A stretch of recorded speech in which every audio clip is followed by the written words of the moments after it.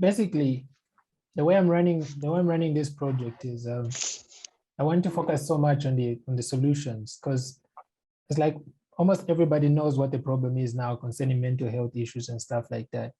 But not everybody though. So there's still that component of highlighting on what the problems are, how they affect people, and especially youths in our generation, because if you're going to say youths are the future leaders, then they have to be mentally stable for them to cycle through what's going on and stuff like that.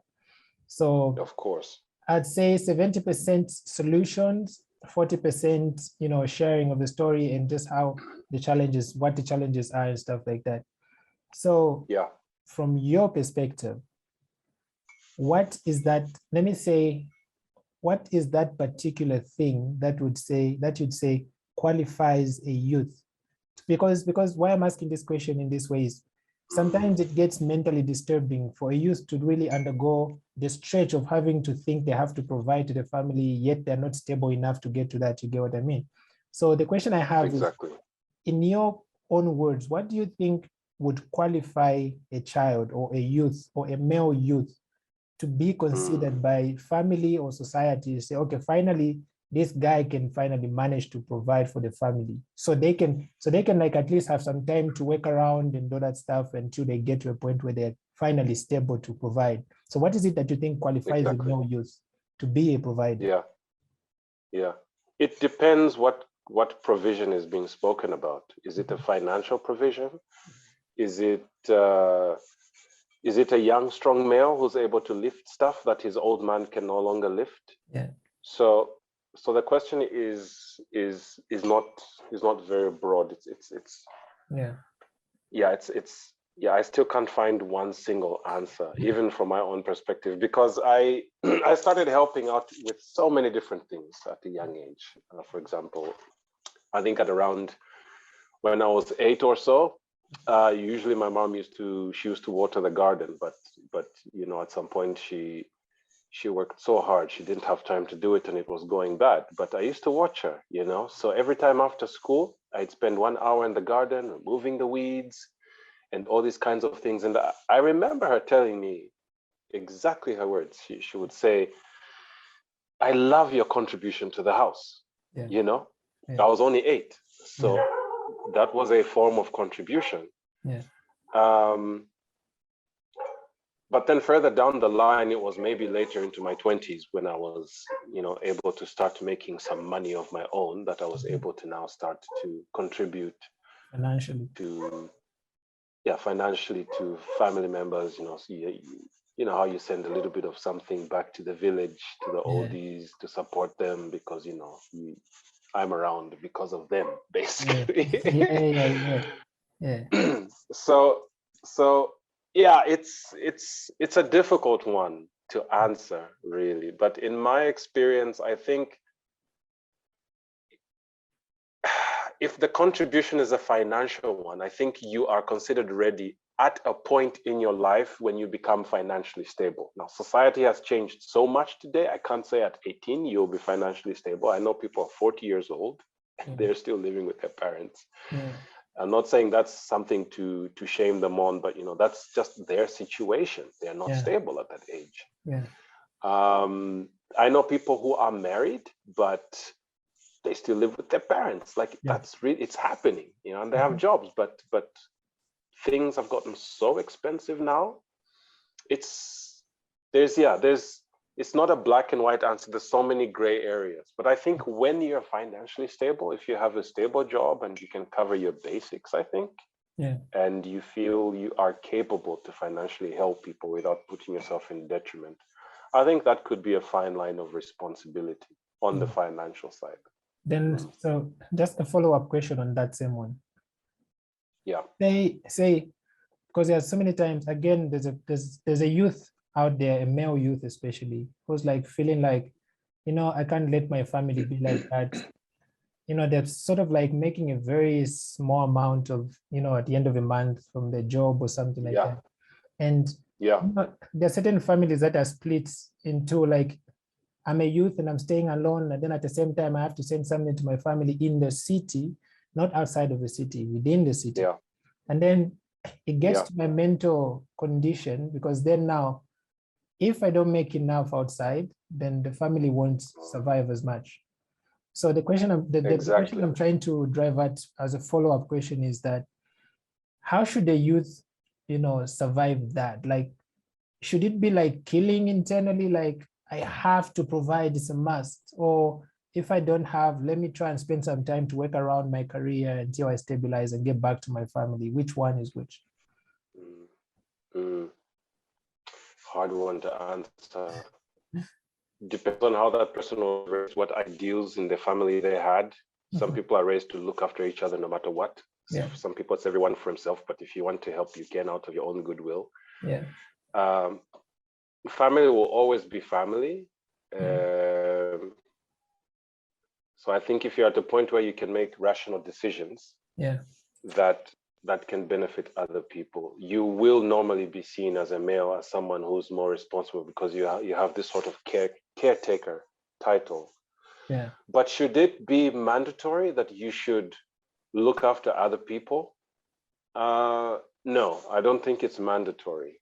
Yeah. I mean, it's not 1930 anymore where you are required to do things without question. It's 2022 now. I think things have changed so much now. And like I was saying earlier, just like, the cost of living, for example, in cities is it's ridiculous. Yeah. So I think what I think is, if a male can decide what choices they think is best for them, to me, that's already the first step in responsibility. Say you make 1,000 kwacha as a male, or I make 1,000 kwacha as a male, and my rent is 800, and I have 200 kwacha, and I've got to find food from that. And somehow Gramps is sick and he needs 150. That leaves me with 50 kwacha. I don't have a crystal ball I can look into and say, yeah, I know I'm going to make another 1,000 tomorrow if I graft here. I don't know that. Yeah. All I know is that if I don't have this 200 kwacha, I'm going to starve. And when you're starving, you can't work and you die. Yeah. So I think the responsible thing is for a male like myself to engage family. I don't think I would be in a position where I'm the only one who's able to help somehow. Yeah. I would have to engage family and say, okay, look, guys, I mean, it's rough for me out here. Sometimes you have to bite the bullet and really look out for yourself. Otherwise, you get stuck too. And then it's a bad story all around. I guess if you're incapacitated, you will be completely unable to look after other people because you can't look after yourself as well. So I think it really depends on the situation. I don't think there's anything wrong with being a little bit selfish. But then again, it depends on the kind of family you've been raised in and what ideals you have. But I think family is not just you. Family is everyone coming together. And I feel like if the responsibility is on just one person, it can begin to crush them. And to me, that is not right. So, yeah, it's a rough one, eh? I think you've really nailed it. I think I've gotten the point I was looking for. So, okay. In that same context, there are two sides to it, right? So there's that particular youth who's like in the situation I just explained earlier. And then there's this youth again who's like having a child at probably 28, 30, 31, somewhere in between here. Or even younger. Even younger, yeah. And they're sort of like surviving on a very, very tight budget. And then now the conflict is between them and the child and the mother, right? And the family on top of that. So now the question is in between the father and the child. How do you strike a balance, say, in your own words? How would you say one would best strike a balance to say, because if a child is like a year old to like 4, the expense is like a little bit less, right? If a child grows to like 8 to 12, expense changes, right? Then if a child goes to 14 to 18, now we're talking huge amounts. So now, how should the father in that situation strike a balance from a child who's like 2 to 4 and the child, and up to when the child grows up to like 18 to 22, what's the balance in between? How should the investments run about in between? I think when there's a child involved, and I'm speaking as a father myself, yeah, I think where there's a child involved, it's a no questions asked type. yeah. Like, I don't care how it impacts your mental health. You've got to move mountains. Everything is about that child. It's no longer about you. The moment you bring a child into this world, I believe your life stops. Maybe not completely, but what I mean is you are now at the point where you have to sacrifice everything to make sure that that child gets the best possible care and love and availability that you can afford. Because what you do, most fathers don't actually know this, because in Zambia it's usually like it's all on the woman. But me, I was there from day one till this day. So when my child cries, she calls daddy, actually. So. Anyway, everything you do will impact the mental health of that child. So do you want to have a child who grows up messed up? So you really got to step it up. So you have to find ways of securing the future for a child. Now, how do you do this? Of course, it depends on the kind of situation you're in. Is it a financial thing? Work harder, I guess.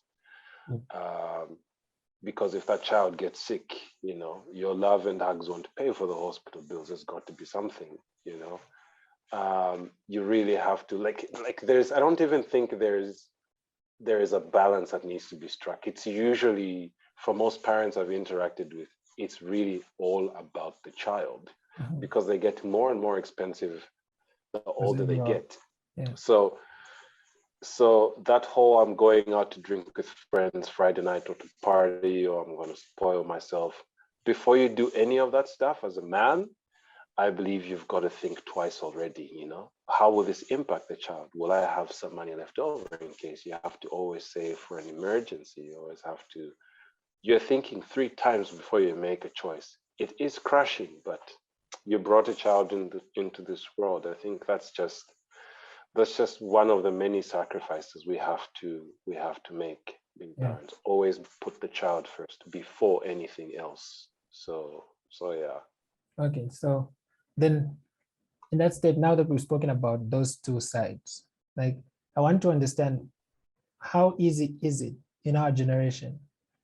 Not talking of, like there are two sides to it. Number one, the easy side, and this is about saving, right? To survive.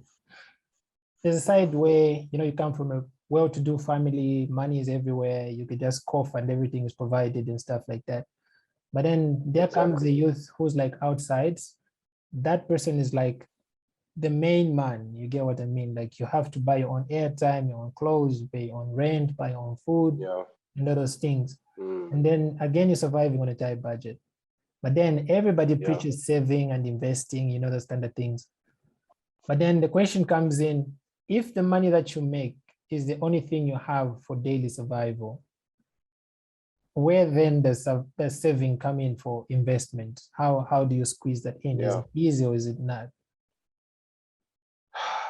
It's really hard. It's a hard question to answer.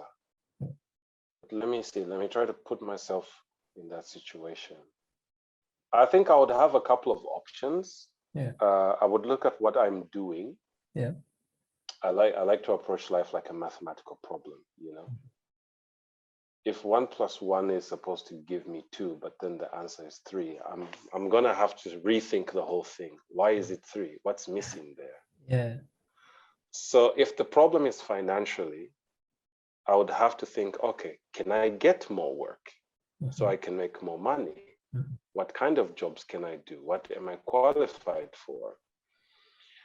Do I have friends that can help me? I don't think any single person out there is alone on this planet. We all know someone, and that someone knows someone. Can I get a loan? Do I own anything that I can put up as collateral? Some kind of, I think the world is a huge cesspool of ideas, but also the mentality really helps in how someone's going to progress. I just wish that alcohol wasn't the first thing a lot of people thought about when they were in a lot of financial stress, which is something that I see a lot of. But I mean, I have come across some young males, you know, even in these markets, who they've got like 2-3 kids and they're running like a phone booth, you know, selling batteries, phone stuff, chargers, and all these things. I wouldn't say they're making a lot of money because I've not looked at their books, but you know, they're surviving. And I ask them, and some of them tell me, yeah, you know, I mean, they're able to send their children to schools. I don't know if it's government or private, but life is hard, but they still got to push. You know, some maybe get a loan and start a taxi business, and with that taxi, they're able to, over time, you know, if they look after the car, pay back that loan. If things fail, they sell that car and start something else. I think there's always some sort of way that money can be generated. If the problem is approached in such a sense that you want to find a solution to it, I think something will find out. Because the end result is, if you can't look after that child because finances are a problem, we live in a society where we know, you know, we have to use condoms before we have sex or use contraception. Why did we have that child? Of course, accidents do happen, but in the end, you will have to give up that child. And I think for a parent who really wants to look after their child, that's a very difficult choice to make. So you've got to find something, anything that can be done to make money. I think if it's a financial issue, how do I provide for my child? Do I need to work more? You know, do I need to engage friends? Do I need to get a loan? What do I have to do? I think if you explore all the options and nothing has worked, then you just got to take the last resort, which is giving up the child to an orphanage, which is sad, but I guess that's another line of responsibility to say, I'm not able to look after this child anymore, but there's a system, I hope, that can give this child a better future. And I've seen people who've bounced back from something like that, and they're able to support themselves because now they don't have the responsibility of that child. And then they go and pick up that child or find that child. There's actually some stories about this. So it can be very interesting how that dynamic may play out. I think. Sorry, I talk too much. No, it's amazing. I think it's that point I was looking for. When you say the time you pushed it to the far end, right? Where you finally say, if you've tried like all the options out and nothing seems to work out, right? Now there comes in a part where you could like give a child to the family member, you know, to the orphanage or to whatever. Anything that just says you're now trying to hand your child to some other responsible person or organization or something like that. It's that part I was looking for. Now, my question is it okay to temporarily give up on your child? Not giving up that you hate the child or anything like that, but is it okay to temporarily give up on your child for a certain period of time so you could sort of like wisely invest the little money you make so you could like bounce back and get back to being more responsible for your child? Is that okay? Or does that seem like, you know, you're just not being responsible, you're dumb or something like that? Is that okay? In my experience, it's very much okay because you're making a responsible choice. You're not saying, that's it, I've given up. Can someone take up this kid? But, you know, they were not there when you were doing the dance. That's, I think, throwing away the kid and trying to, I want to live my own life. That to me is not respectable. But you're actually thinking about how can I bounce back and give this child a better shot at life. I'm trying to better myself so I can better my child. There's absolutely nothing wrong because you have a plan to still jump back in that game. Absolutely nothing wrong. It's a very responsible choice, if you ask me. Amazing. So that means the moment you do that, you have to like keep your words or keep your meaning to your actions. Like it shouldn't be like, now that I don't have a child anymore, so I didn't know I could be this free, so let me just keep up with my own life. That would make it a problem, is it? It's a big problem. Yeah. So this is how I see it, JJ. Yeah. I wouldn't be here today if my parents didn't sacrifice their lives to give me a future. Yeah. So if I gave up on my child, You know, it's not easy being a parent in this society of today. But if I give up on my child, what's going to happen to them? I will impact them mentally. They will grow up thinking they were neglected, you know. Let's say I have a male child, you know, it's going to have huge impacts. And in a society like ours, where mental illness has so many discriminations against, yet people don't know it's such a huge part of our society. Everyone has mental issues. We just haven't been raised to accept or tackle these things, you know, except if you go to Europe or the West or South Africa. There are some institutions here, but it's not as widely accepted. So do I want to really, at such a young age, give up on my child and possibly ruin any sort of chance they could have and impact them mentally? I mean, what's the worst thing than having a child grow up thinking they were rejected by their own parent? So I think if a male is able to temporarily give up so they can better their own life, to jump back into the game and then assume responsibility, it's a very respectable choice. I have absolutely no problems with that. I encourage it if someone is in that situation particularly. Because most of the times, you know, I just came to notice this because I do talk to a lot of people about so many issues, and I just came to notice that most fathers out there are struck, you know, like in between finding a better, you know, decision to make. So they're like, I make a little money, I can't give up on my child, but then the money that I'm making right now, if I put it all in my child, the child is gonna grow up and I'm not gonna have any stable source of income. So what happens to the child again? You get? So I think this has been a big problem.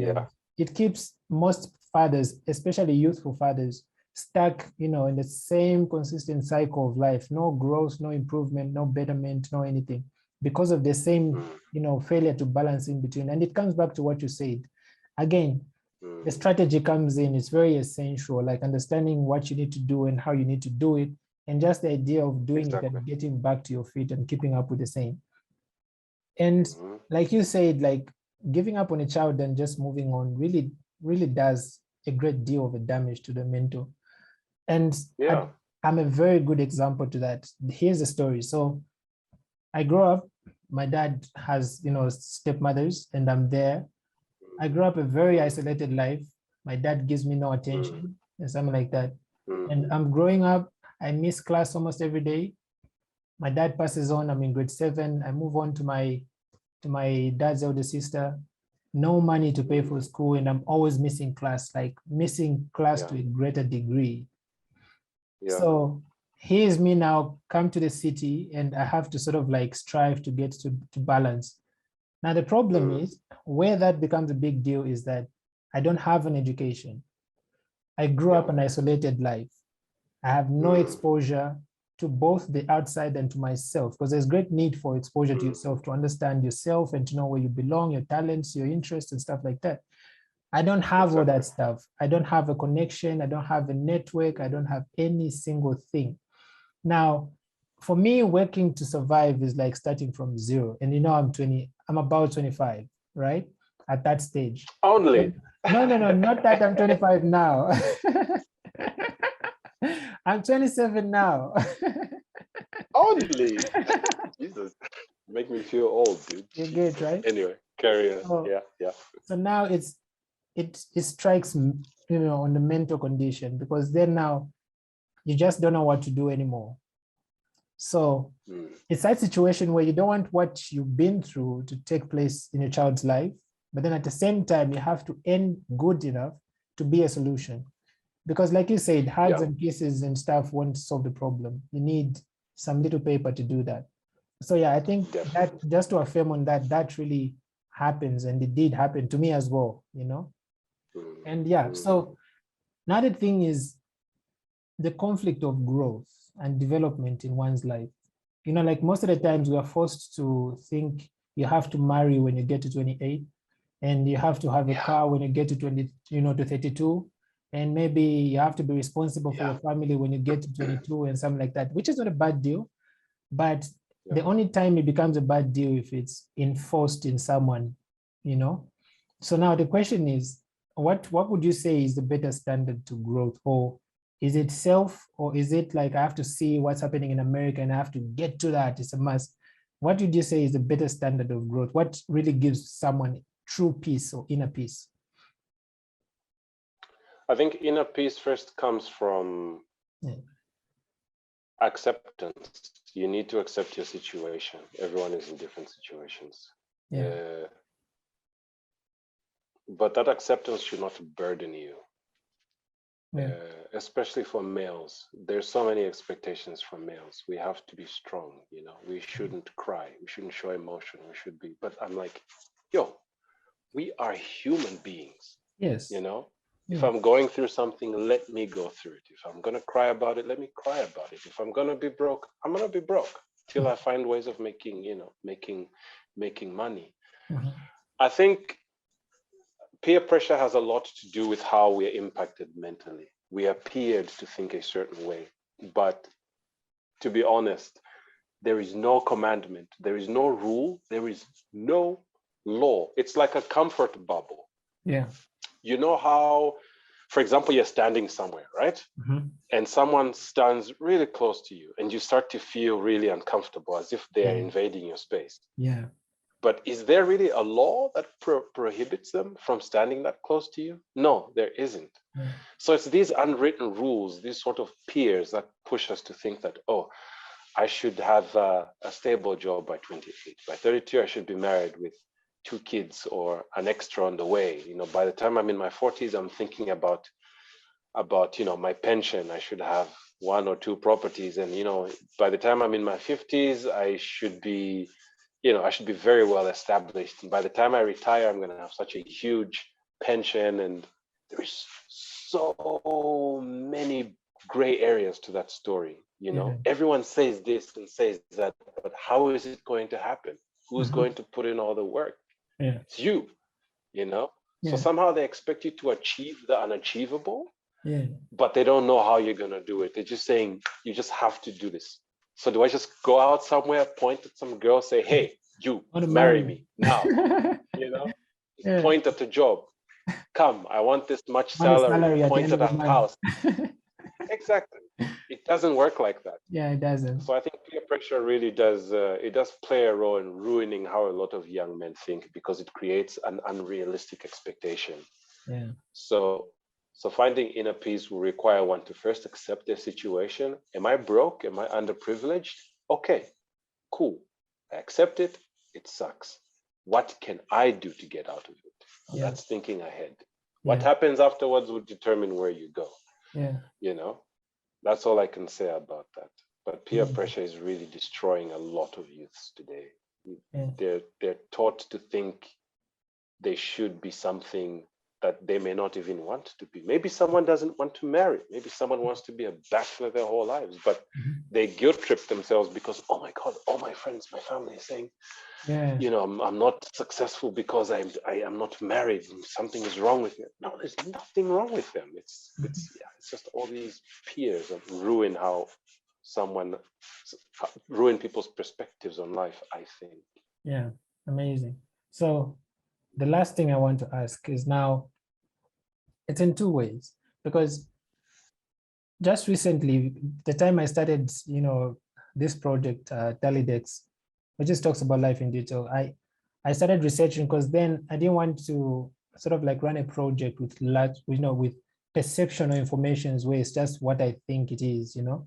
I needed to sort of like go deep into research, learning, talking to people, and understanding what it is that's really affecting people in this generation. And like, I ended up with mental health, which is a bigger issue.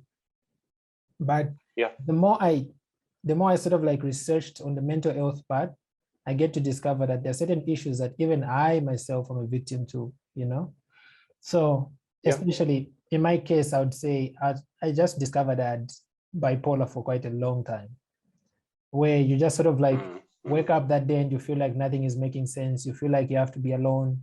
You feel like the activity you used to do is just not your passion. You're no longer passionate about it.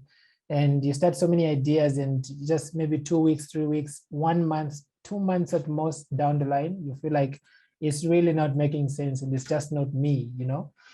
And so that really gets to a point where especially if you think it's your personality, then it becomes a bigger issue.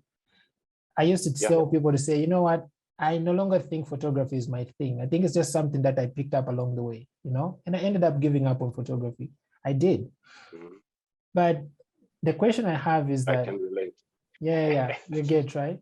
But the thing I have is, if that is seated on a male child or on a male youth mentality, even women in this case, in our generation, if that sits in a brain, and I think it stops a lot of things from happening. So you sort of like get stuck in life and you just don't know what to do, because in the first place, you don't even know you have a problem. You just think it's how life is.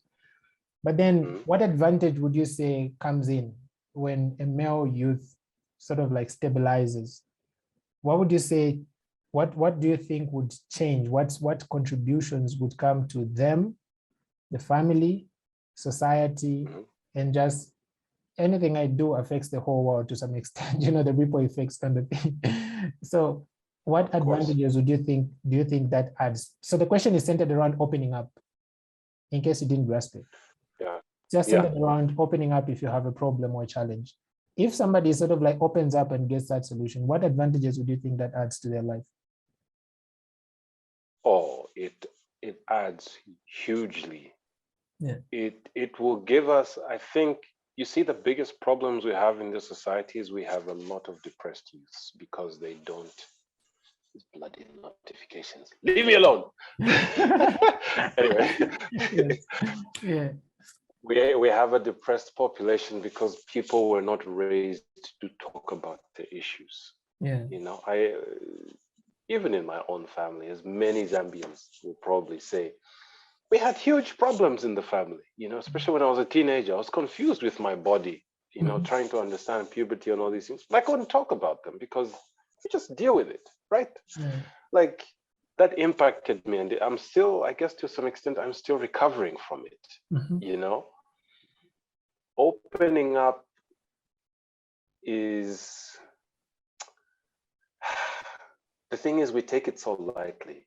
It's maybe not the solution, but it is needed to understand the situation. Right? For the same reason, you can walk up to anyone.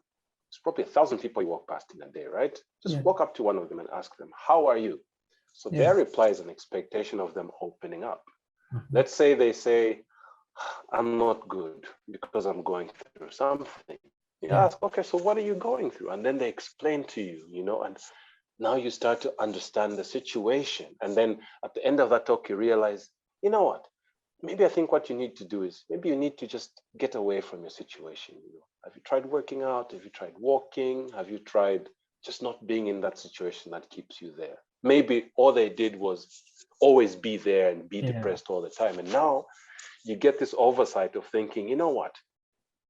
Maybe out of all these 1,000 people, each and every one of them is having a problem. I just didn't know. You know why I didn't know? Because they didn't open up.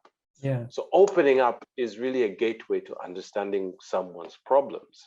And for males, this is it's never been more important than now, because times are changing and social media is all over the place, and it's much easier to share your thoughts, if in an appropriate manner, because we all know how crazy social media is. Social media help groups and all these things. I'm in quite a few of them, and it's really amazing, some of the stuff some of men share in there, and just how, I mean, some people believe that when they die and they were a bad person in life, they will go to hell. But some of the situations that these people talk about, these guys are going through hell, and you wonder, you say, oh my God, But by talking about it, it sort of helps them deal.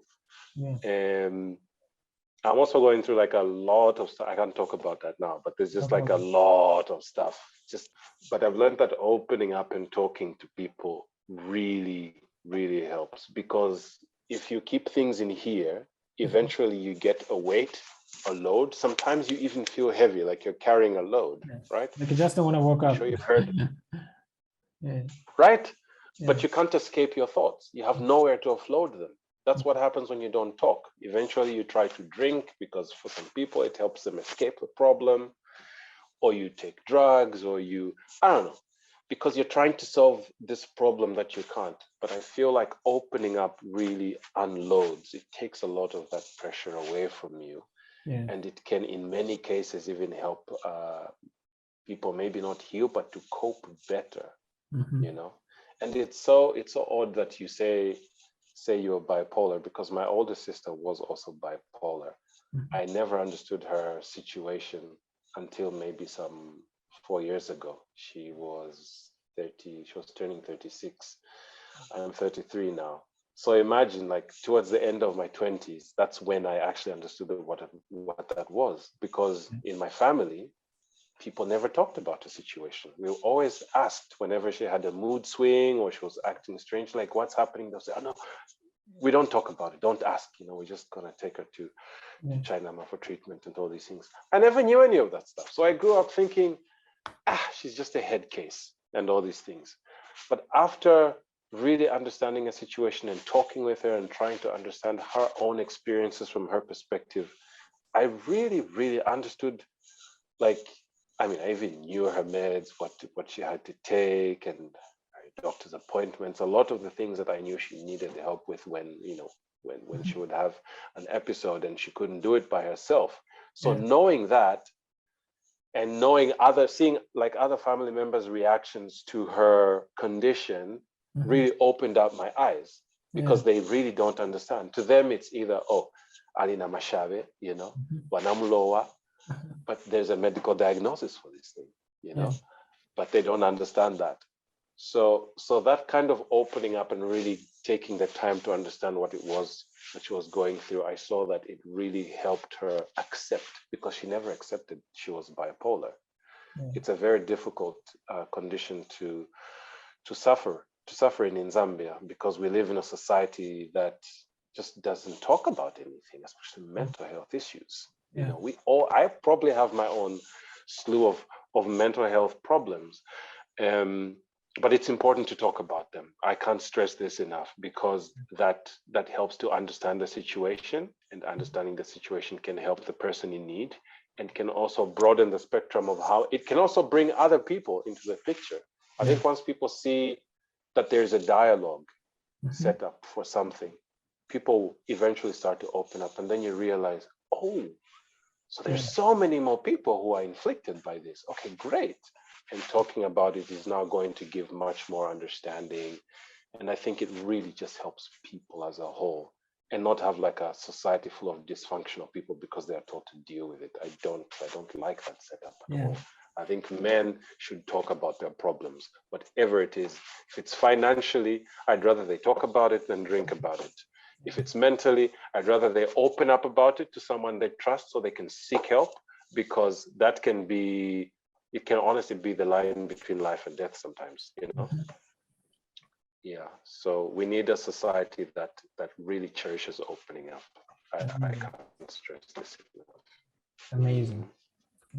So now, I want to understand. I want to sort of like break down the perception of saying, I don't know objectively whether America is better than Zambia. I don't know if we just give up on our culture and independence and whatever that is. I don't want to really make conclusions on that. But one thing I know for sure is that in our country right now, most people have that perception, or maybe they could be factual or truthful about it, that my standard of development is somewhere pointed to America standards. You get what I mean? So it's like, I really want to have that nice Mercedes Benz that I saw on Pinterest, and this sort of like takes away the focus that, the essential focus. Like, if the essential focus in this case is sort of like raising my child well, or being responsible to my family, or just, investing in one good company and going back to doing charity works or whatever that is, if that's somewhat a good or essential, important standard of growth, the artificial one is where you just start looking at other things instead. So you end up forgetting about the most essential. All you want is to get yourself your latest iPhone. All you want is to get yourself a latest car. and all you want is just build that big house so you can just forget about everything. So now the question is, would you say for sure everybody has to grow towards the American standard? No. Exactly. No. Because America is on its side of the world. We are here. Is there anyone in America we know about, or even out of your own thinking? Do you think there's anyone in America who's saying, you know, I want to be like Zambians? Do you think they would say that? Maybe the peace part. Maybe the peace part, right? Yeah. So I think we have to look at what are we good at. Zambia is, for the most part, a very peaceful country. I don't want to go to the States because I'm Black. I think we know the reality of being Black in the US. Yeah. I don't want to get shot because of the color of my skin. That's a huge problem for me. So no, I don't want to go there. But if there's an opportunity for me to make big bucks, I'll go. But I'll go there just to do that. Zambia is a beautiful country if you get the chance to see it. I think people should aspire to develop this country with the way technology has come around. So we have to think about, what are we good at here? What can we do for ourselves? There's huge potential here in Zambia. I've had the privilege of traveling around, and I honestly don't want to go anywhere else unless there's just an opportunity. But I always want to return here. You know, home is home, no matter what you say, unless it's the Congo or something where things are so bad. In that situation where you are terrorized in your own country by the militia, yes, look to the States or to another country, because you really can't stay where you are. Who knows what that's doing to your mental health? So should we aspire to be like America? Let's see what those aspirations can benefit us back home. Yeah. Because if you do things to benefit America, you're not bringing any of those things back. Yeah. So if you're gonna go get a good education in America because you can't find it here, go do it. But whatever you learn, bring it back here and try to better the system, because the country needs to grow, it needs to move forward. And the key to this growth is honestly in youths. And these youths need to be stable up here. So there's so much around this bandwagon we're talking about. Yeah. If you're mentally unstable, you really can't achieve anything, especially in a country where it's discriminated upon to have a mental illness, which is extremely sad. It's really, really sad. Yeah. But you know, the very country you reside in has many problems. You will be surprised how many people are going to open up about what kinds of pressures they're facing mentally, you know, and all these kinds of things. I don't think there is a man, even people from well-to-do families, who aren't dealing with something. We all are, because the environment you live in will usually affect you in so many ways. Yeah, yeah. But we're taught to just push it in, so we never really deal until we get to a point where, because our bodies have weird ways of telling us something isn't right, you know. At some point, life does catch up with us. Yeah, it does. Yeah. Amazing. So I think we've covered a plethora, a lot of essential things. We've covered a lot. So I think we may let's cut it from here. Unfortunately, we have to cut it here. Okay, I understand. Amazing. I understand. Amazing. Yeah. Thanks so much. No, it was good talking to you, JJ. All right. Thanks so much for today. I'm gonna have to say good night for now. And you too, my guy. Sleep like a king. Regards to family. Definitely. Amazing.